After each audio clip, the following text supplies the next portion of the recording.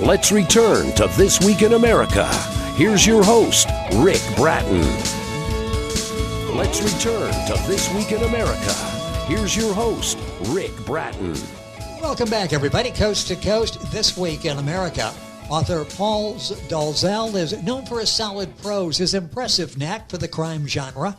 Paul has lived and worked in the Asia-Pacific region for nearly 50 years as a fishery biologist and manager. He comes from West Yorkshire, England, currently lives in Hawaii. His two previous novels, The Last Dream Before You Die and Everything Hurts, weave reality and legend about vampires and feature a retired detective, Jack Bone, who is befriended and helped by a vampire family.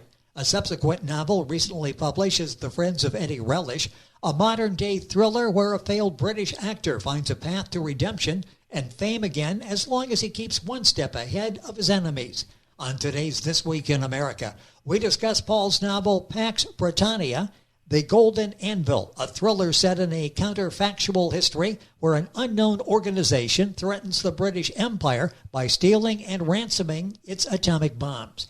Now that I've got your attention, let's talk about it. PAX Britannica, The Golden Anvil, and author Paul Dalzell joining us on the program. Paul, welcome to the program, sir. It's great to have you with us. Oh, well, thank you very much, Rick. It's a pleasure to be on your program. Looking forward to having the chance to talk about this book. First of all, I'm fascinated by your career. Mention you get to live in Hawaii now, which is not a bad place to live. Where else have you lived? Give us a little information about yourself. Where else have you lived other than Hawaii? Well, I started off my professional career in Papua New Guinea, living in a small town on an island called New Ireland, and working on the tuna industry. And then I went from there to the Philippines for about 3 years, and then from the Philippines to New Caledonia, which is a French island. Some of your listeners may remember McHale's Navy. Oh, yes. TV comedy show was based there. And then more latterly, sort of put roots down in Hawaii. Well, an extensive travel background, and we're talking with Paul Dalzell from Hawaii about his new book. I understand you're a fishery scientist and have a large volume of technical papers. So writing, although a different style of writing, comes natural for you, doesn't it? It does. I don't want to sound big-headed, but I've written a lot of big papers. I wrote a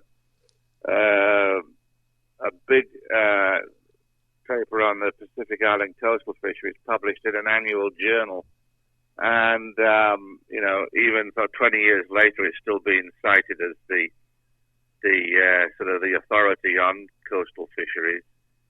And then a lot of big reports in Hawaii, for the government, and these days, I mean, you can't, if you're in a federal institution, you can barely go to the bathroom without having to write sort of an enormous impact analysis. Yeah, you got to document it before you do that. So writing is something that comes natural for you.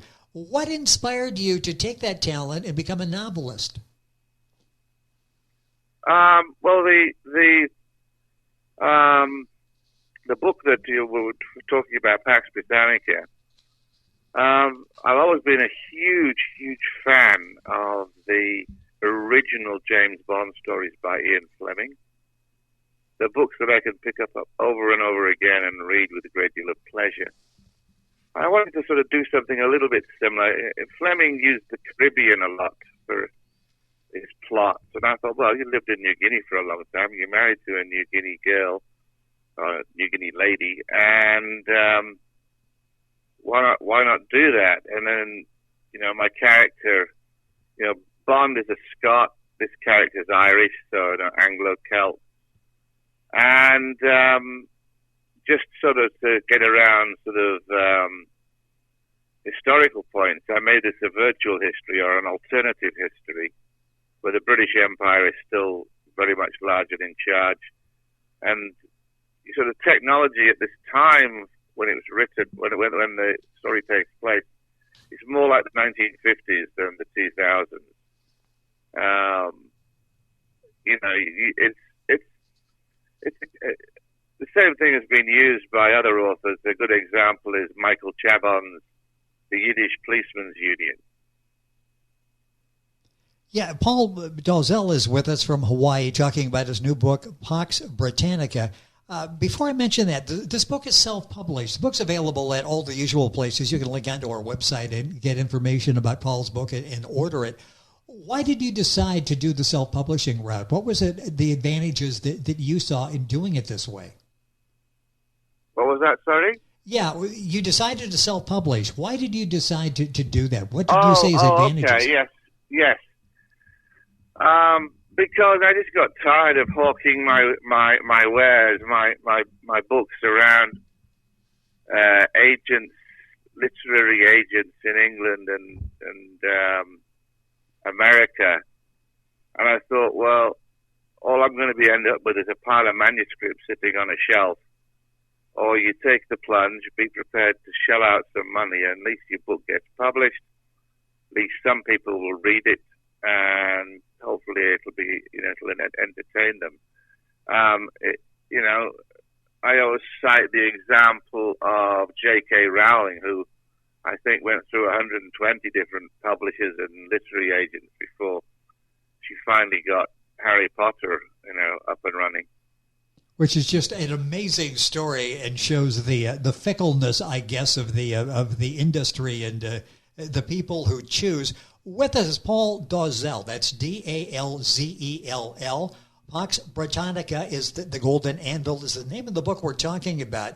And talk about what inspired you to use New Guinea as a location there. What was it about New Guinea? You mentioned your familiarity with that. What was it that made you decide that was the location?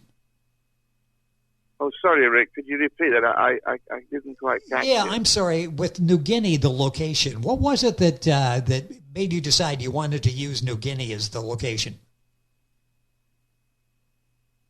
Again, I'm losing you. I'm sorry about this. Okay, that's not a problem. Let me ask that again. The location is New Guinea for the book Pax Britannica. What was it about New Guinea? Why did you choose that as the location? Oh, well, yes.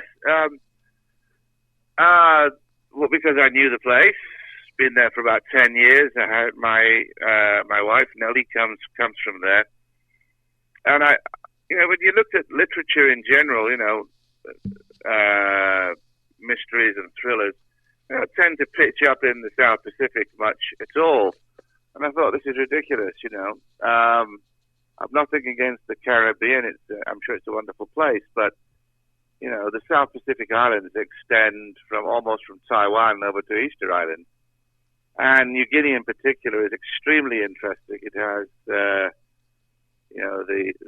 rugged interior and very warlike tribes. And then on the coast, you have, where particularly my wife comes from, they think is the foundation of what ultimately became the Polynesian populations out in the Central Pacific. So it's a key place. Plus, also, you've got all the nasties that I describe in the book, particularly yes. Crocs and sharks. It's interesting. You read the book. Is it true that everything in New Guinea, everyone in New Guinea, is trying to kill you? It seems like it. That's probably a good it was a good exaggeration for the book, but it's not without foundation. Malaria will get you eventually. I know people that have had terrible intestinal parasites. I know people that came down with some kind of fever nobody knew about. There are, even on the coastal areas, it can be pretty dicey with people sometimes. And then when you go in the sea, oh my God, sharks, saltwater crocodiles, sea snakes, all of them, the kind of things, you might see on a natural history film, but when you come face to face with a shark in the water, it sort of does tend to make you think maybe it's time to get out now.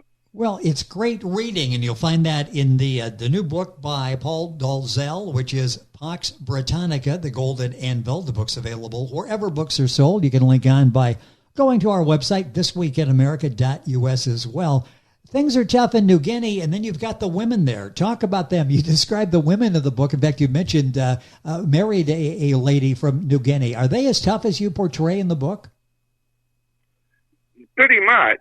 I mean, a friend of mine once said that if he was going to, mount a revolution or some insurgency, the first thing he'd do is get a battalion of women from northern New Guinea, like my wife's island and the neighboring island of Manus. They're very, very tough. They're very, very resourceful. And, they're not people that you want to cross. On the other hand, extremely delightful people. I mean, I know my wife and all her relatives. God knows we get big enough phone bills for calling them all, but there's some, as I say, some very nice people there, but also there's that underlying sort of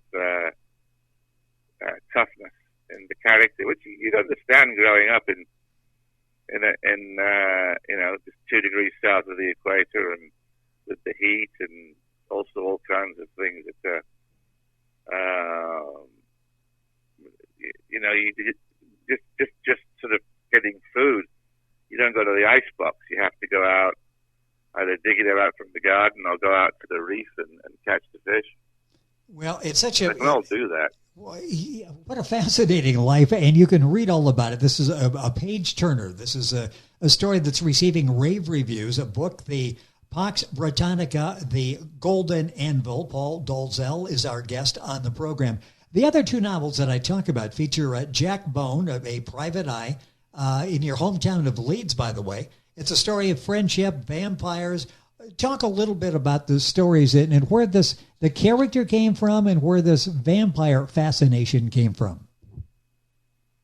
Well, if you read the original Dracula, he's on the ship Demeter when it comes ashore in Whitby, which is in Yorkshire. And he leaps off the boat in the guise of a big black wolf.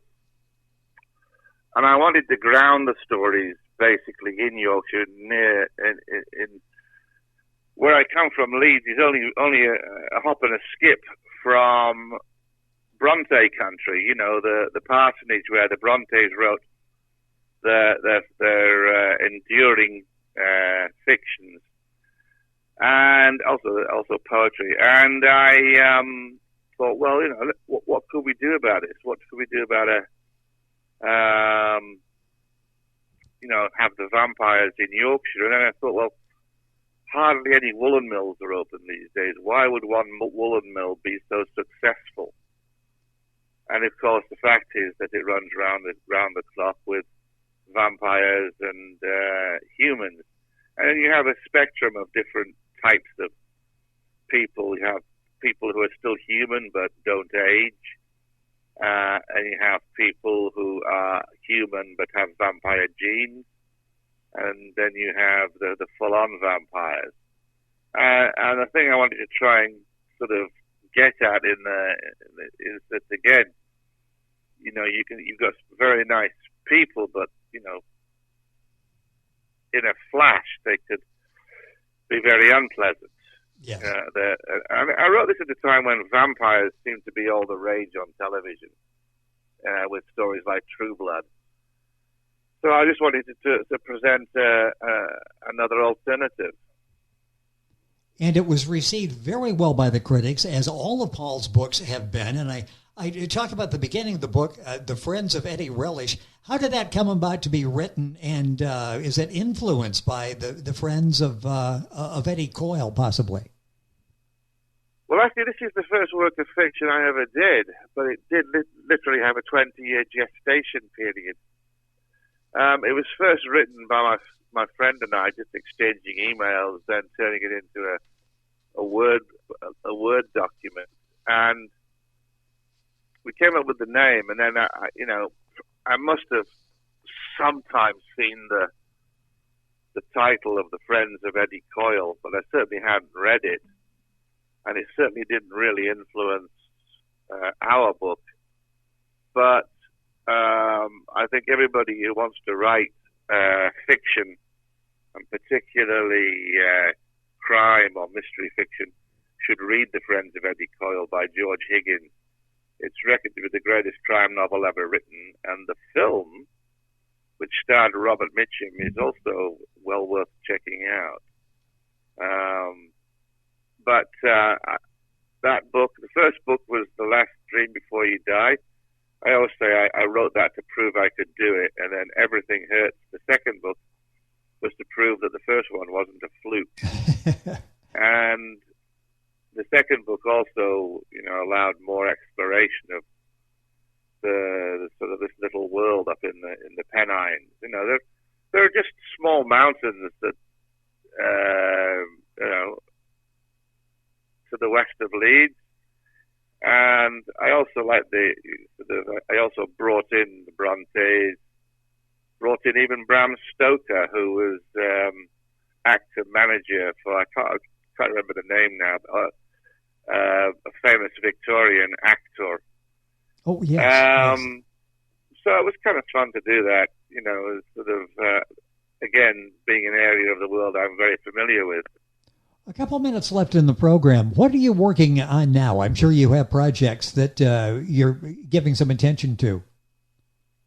Yeah, I have effectively finished a manuscript, which it has the running title, He Might Still Be on Mars. And it's set in 2586. There's nothing special about that date and year, but I wanted somewhere about 600 years in the future. And in it, humans have sort of expanded out to about the asteroid belt, but they've managed to sort of get light ships that travel at like 1/10 to 1/2 of light speed, and then there are several ships that do travel above the speed of light, and it's there have obviously been some huge technical advances, but on the other hand, you strip those away, as happens in the book, and you're reduced just to being another half-naked skeleton scrabbling for your life. I also wanted to sort of think about the ideas about android synthetics and then cyborgs, humans with synthetic abilities. And again, it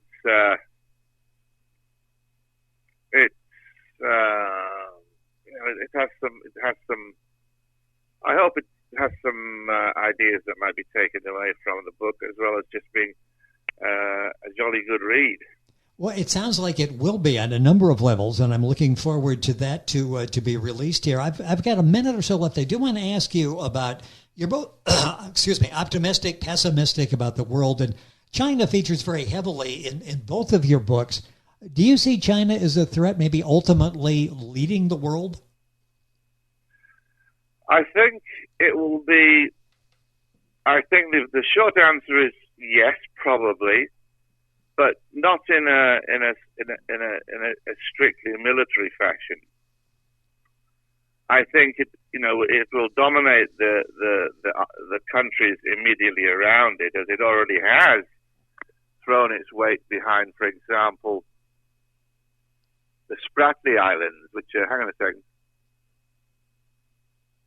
which are claimed by a number of different countries, and they're really just off the Philippines. But China's got in there, and said, South China Sea, yeah, well, we're taking these islands. And of course, no one's got a navy in the region apart from the US who could stand up to them. I think we'll see them come to dominate more and more in Africa, where I think there's 1 million Chinese living in Africa now. Certainly a very, very high number there on being brought there for construction projects. And I just think that they've got this Belt and Road system that they're very they're very pleased about. So I think it's a case of it won't be entirely some kind of military domination. I think it'll end up being China will be will have this amazing web of interconnections by which it is able to influence and bring its will to bear on most of the countries in the world. Well, interesting observation. With us on the program is novelist Paul Dalzell. That's Dalzell. The book we're talking about in particular, PAX Britannica, The Golden Anvil. You'll find the book, of course, at Amazon, the usual places. Go to our website, thisweekinamerica.us. You'll be able to link on directly to information on all of Paul's books. Paul, it's been a pleasure having you on the program. Looking forward to having you back, talking about more of your exciting novels. Thank you for being with us on the program today. A pleasure to have you with us.